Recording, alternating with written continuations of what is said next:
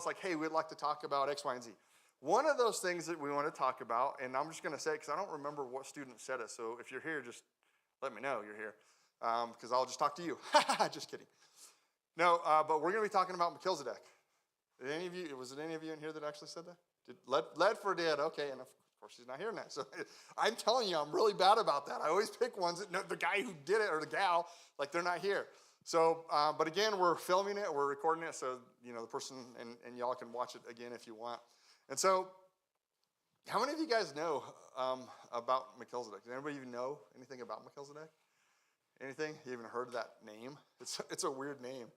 I will tell you, like, I've studied this topic, I've looked into this topic, I've studied the passages in it, and I still struggle even saying the name Melchizedek and even spelling it. Like today I was messing around and I was like typing out, like, man, I got it wrong like 5 times. I was like, come on, Joey, you're a pastor. How come you're messing this up? But I still did. But here's the thing, is I really want you guys to understand and learn about Melchizedek, because I want you to be able to see 4 truths that tie to Jesus. Now you might be thinking to yourself, how in the world do we tie Jesus with this guy Melchizedek? That's the Hebrew, by the way. Say it with me. Melchizedek. I am lying to all of you. That is not the Hebrew. That was Joey's weird translation, or just made up thing. It wasn't even translated. It was just a weird thing. No, but I want to, because there is a distinct connection between this guy Melchizedek and what we end up and Jesus himself. Okay, and first we got to jump back to Genesis. So Genesis chapter 14. Turn over there, if you would. Now this guy by the name of Melchizedek, he was a guy that when you look up, like if you were to look up his word in the Bible, in something called a concordance. Do any of you guys know what a concordance is? Basically, I'm going to tell you what a concordance is. A concordance basically does this. A concordance, and believe it or not, somebody actually has done this. Actually, several people have done this. What they did is they took every single word of the Bible. Yes, every single word. The is in there, okay? Literally every single word of the Bible is cataloged in this great big giant thick book, unless you do it online, of course, then you don't see the thickness of it. But when it's in paper, trust me, I've had them. And every single word's cataloged. And so what a concordance does is it tells you how many times the word is used, and it also tells you where it's used. It gives you like all the verses, so it's actually really cool information. Melchizedek happens to be one of those words. When you look it up, you're going to find it 11 times. And you basically are going to see it like 2 times in the Old Testament, but then you're going to see it like the rest of the times in the New Testament, and specifically in the book of Hebrews, which we're going to get to here in a moment. And so even with that information, you might be like, what in the world is up with this guy? What could we possibly learn about this guy? But the first thing is I want to point out that he's actually a real person. And that may seem like a duh statement to you, but believe it or not, people have allegorized who Melchizedek is and make it almost like it's just a picture of Jesus. Some people even try to say that it is Jesus. I'm not convinced by that. I'm not convinced that this guy Melchizedek in the time of Abraham actually was Jesus. Just because of the evidence of the different things we see in the passages, I'm just not convinced by that. But I know a lot of folks that are really strong Christians who have studied the topic, and they do. They think that maybe that it actually was Jesus before he came, and actually came and was born of Mary. I'm not convinced by that. But bare minimum, he was a real person. This wasn't like some made-up story. It wasn't fictional. When we find ourselves, and we're going to read verses just so you can kind of find it, we're going to read just verses 18 through 20. But just for context, there was something going on in this passage in chapter 14. There was basically 4 kings that came, and they were like being bullies to a bunch of other cities, right? And they would be considered nations. They were small nations, but they were considered nations. And they were coming over, and they were like, you all have to pay us. Well, then 5 of these nations finally said, no, we ain't going to do it anymore. No way, no how. And they're like, okay, we're coming at you. And that's what they did. In fact, they ended up coming. Before they even got to them, they went and raided a bunch of other nations just to be like, this is coming for y'all. So it was like, no! And so, they were scared. They ended up coming, and they ended up just raiding these folks. And one of the things they did, if you remember Abraham from the Old Testament, he was a big part in this story. And what happened was Abraham had a nephew. Any of you remember the nephew's name? Anybody? Lot. It was Lot. Lot was the nephew. And so these kings ended up taking Lot. Bad idea, because that brought Abraham in the picture. Abraham had 316 or 318, I forget which, but he had 316, 318 trained men that we're talking do you guys know what Navy SEAL is? Okay, think that. These guys were specifically trained for battle. Now, 318 doesn't sound like a lot, but he was not a country at this time. He hadn't even started Israel at this time. It was him. He was a very, very, very, very rich man that he could sit there and be able to feed nonstop and take care of 318 men whose job was for defense, protection, and if need be, like in this story, he went after him. He went straight after him. And that's sure enough what happens in the story. Abraham goes after these 4 kings, and he whoops them. He beats them down. Literally takes these kings out. These kings that had been bullies to everybody else, right? Well then, after it's all said and done, Abraham gets all their stuff back. Some of the kings here, just take this stuff, and you can have this part of it, Abraham, since you didn't. Abraham, nope, I don't want any of it. But one of the kings came, and Abraham's like, hey, you know what? This guy is a priest of the Most High God. Now, that's kind of weird anyway, okay? You know why that's weird? Is because at this time in the Bible, there was no Jewish nation. There were no priests out there. The Jewish priests, there were none of them. And so all of a sudden the Bible calls this guy this priest during this time period. And it's like, wait, what? What do you mean this priest? And not just any old priest, because they had priests in that time of their different gods. But you didn't see somebody, Yahweh, the one true God. He was a priest of him. Now, let's look down in this verse. Chapter 14, verses 18 through 20. And notice it starts off with this. Then Melchizedek, king of Salem. Now, people think that this is actually the Salem. They think that that's actually talking about Jerusalem, and I agree with them. The word Jerusalem, so it's a cognate. It ended up becoming the region of what we know of Jerusalem today. That's another hint, oh, this is a special place. This is something special about this guy. But notice that it calls him a king, the king of Salem, that he brought out bread and wine. He was the priest of the what? Most High. The word Most High is actually one word in the Hebrew, and it's specifically referring to this God, God here, the Lord God. Now, or calls him God Most High, rather. Now it continues on and says, possessor of heaven and earth, and blessed be God Most High, who has delivered your enemies into your hand. Whoa, that got bright real quick. Now, notice 2 things about this.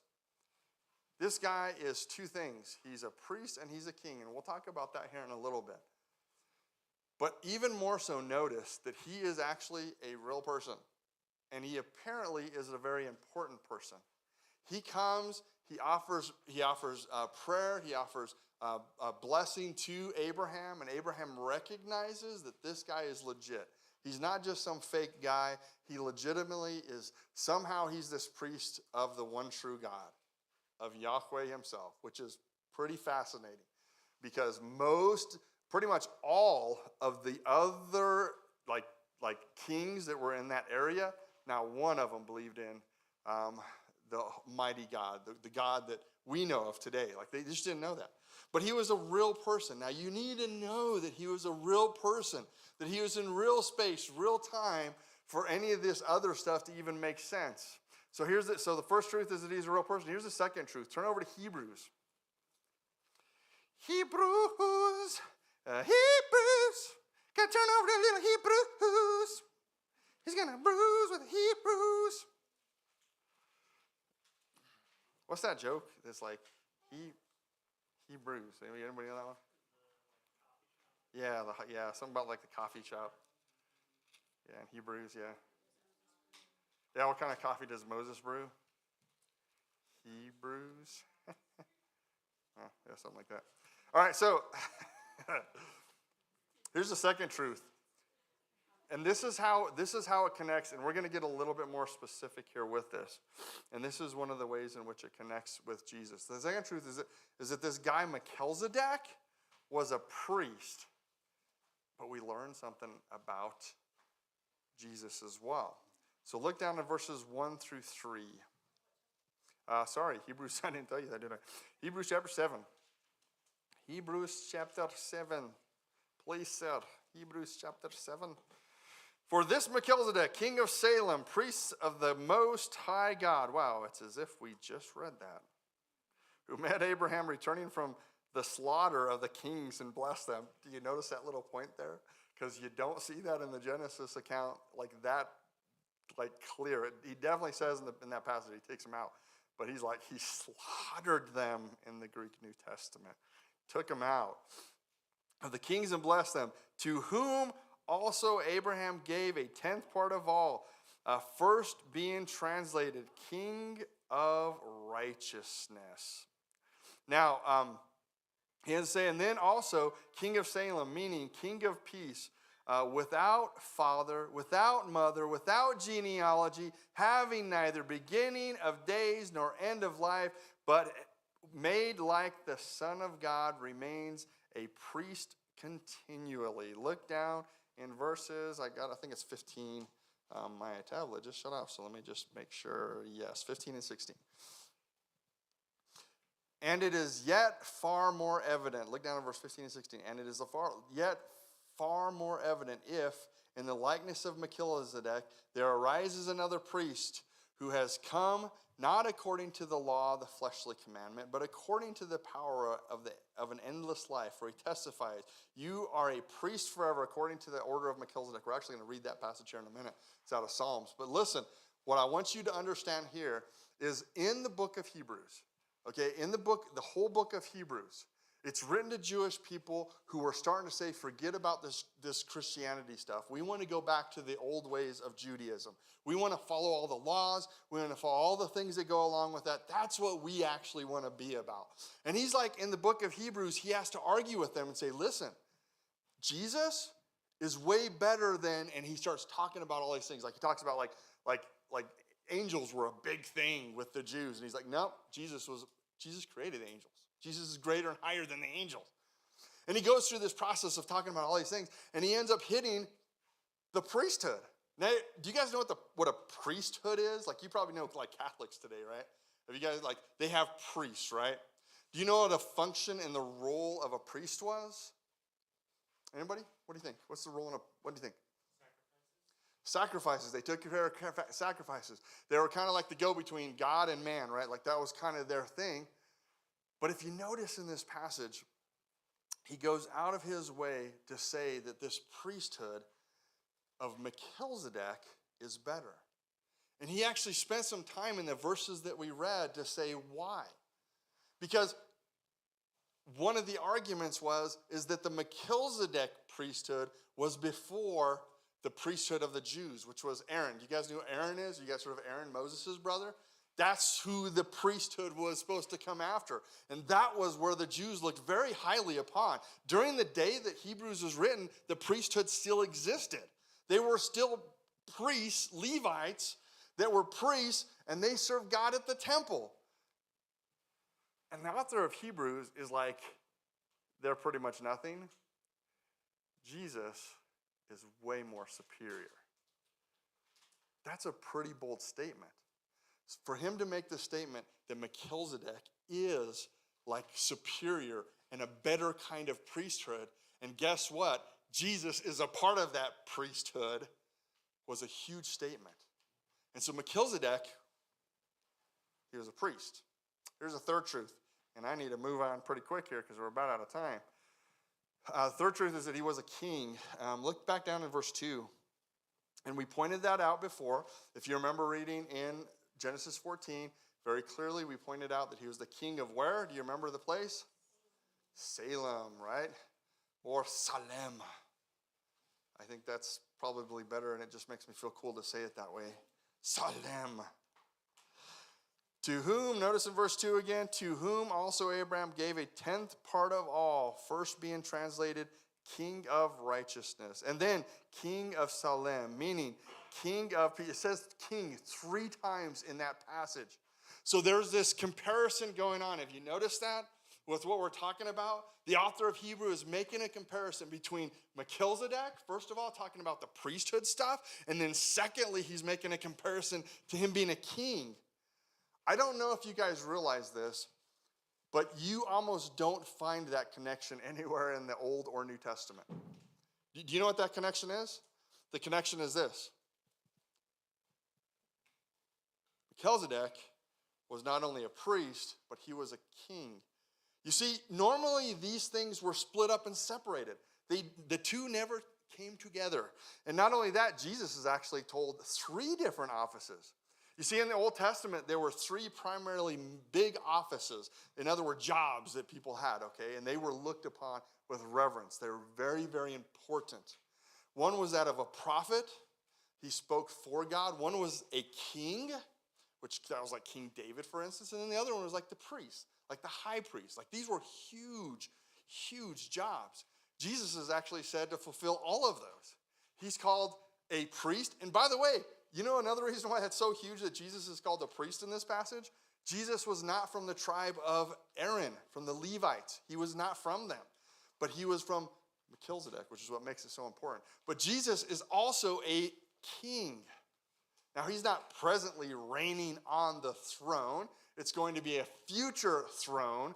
God is the king of the universe is the case, but Jesus is going to literally reign from a throne on this planet one day. It's going to be awesome. But Jesus, we find out he is a king. And here's the last truth that I want to throw your way. So first, the connection between Melchizedek and Jesus is, first we looked at the historical background, that he's a real person. Secondly, we looked at he was a priest. Third, that he was a king. And by the way, I am using the past tense was, but for Jesus, he is those things. Does that make sense? And you're going to see that really importantly here. This I would consider as application, okay? This is why this matters and should matter to you guys sitting here tonight. The fourth one is that he had, and I purposely wrote it this way, he had priestly duties. How many of you have seen Nacho Libre? If you haven't seen Nacho Libre, you need to ask your parents. I'm pretty sure it's rated PG, and I think, is it? Am I wrong on that one? I think it's PG, right? Anyway, ask your parents. Nacho Libre, it's a hilarious movie. And in it, he talks about doing priestly duties because he's a Catholic priest. Or he's a monk? Or not a monk, what are they called? That position? That's pretty bad. None of us have any idea. We're all going, yeah. Anyway, let's move on. It's okay. He wears a priestly outfit, okay? And he has priestly duties. This is really cool of Jesus, though. Turn over to Psalm chapter 110. Psalm 110, and then we're going to finish up here. Psalm 110. Okay, look down at verse 4. This is considered a messianic psalm, meaning that it points to Jesus before Jesus was ever born on this planet. So it's a pretty significant psalm. But we're just going to dial in at verse number 4, because this is one of our other verses in the Old Testament that specifically mentions Melchizedek. And it says, "The Lord has sworn and will not relent. You are a priest forever, according to the order of Melchizedek." The you that it's talking about here, scholars, so even Jewish people, not all, but some Jewish people, older, like we're talking ancient Jewish people, they understood this, and they called it a messianic psalm, meaning it was pointing to an actual person that was going to come and fix everything that took place in the fall of man in Genesis chapter 3. Like it went all the way back there, and the Jews believed this wholeheartedly, 100%. Okay? And we believe it as well. This is a messianic, it's actually talking about somebody specifically. And we just read through Hebrews, right? Hebrews argues that Jesus is that one who is in the order of Melchizedek. And the book of Psalms here confirms it. And notice the language. The Lord, it's Yahweh, has what? What does yours translation say? Mine says sworn, and I think that's a pretty good translation. He's like, he promised that, guess what? The Lord has sworn and will not relent. You are a priest forever. That means Jesus has duties of a priest as well. You want to know the coolest thing about that? Turn over to, I think this is super cool. And like I said, this is more application for you. Turn over to John, if you would. Chapter 2. And once you know it, I didn't actually write down the verse. I hope that I get it right. I'm pretty sure it's chapter 2, verse 1, though. Pretty sure. Or it's, okay, I don't have the verse. This will be really bad here. Oh! Yeah, no, actually it is chapter. I was right. It's verse 1. I just didn't read far enough. All right, chapter 2, verse 1. First John chapter 2, verse 1. Chapter 2. My brain is already 50 minutes ahead, so that's why that happened. 1 John chapter 2, verse 1. Okay? You got it now? Okay. My little children, these things I write to you, so that you may not sin. If anyone sins, we have what is that word? Advocate with the Father, Jesus Christ the righteous. You know that term advocate is directly related to the job of a priest during that time frame. You see, they were an intercessor. They were the go-between God and mankind. You see, now we don't need that. Now we don't have to have some human priest to do that. And you know the reason why? Is because according to this passage, and the passage we've already read, that Jesus is a priest in the order of Melchizedek, he literally goes before God when we sin. That's pretty awesome. He is an advocate. He's an intercessor. You know, I don't know what the conversation is that goes on, but I believe because of different scripture and theologically, the conversation could potentially go something like this. The enemy, Satan, or some of the other evil angels, tries to go to the Father because, hey, they're still able to go to God the Father. And maybe they're like, you know what? Isaac, man, Isaac's been doing this, this, and that. But guess what? Hold on, just wait. No, just wait. This is the punchline. Just wait for it. But you know what happens at that moment? Jesus steps in and says, nope, Isaac is one of my children. Isaac has believed in me for the free gift of everlasting life. Be gone because he's good. I vouch for him. Isn't that cool? But that's what Jesus does. Like, you guys, you have just, man. I mean, God is so clear with us in this, that he is an advocate for us. He actually says in there that basically, you know, if we sin or when we sin is probably a better translation because, let's be honest, we all sin and we're all going to mess up still as Christians. That's a reality. That still, Jesus so completely paid the price for our sin that even when we do sin, he stands before the Father and says, nope, I got your back, they're mine. That's pretty cool. So that when we struggle with things in our life, we can remember that, man, Jesus is like Melchizedek. He is like Melchizedek. Like, Jesus is patterned after this real person who God says he has a better priesthood.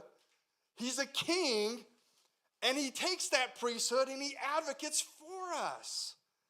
That's pretty cool, you guys. Like, we are totally, man, I just praise the Lord that we have an advocate, because I don't know about you, but I need that. All right, y'all, we need to have the gospel given, so let's see here. Jesse.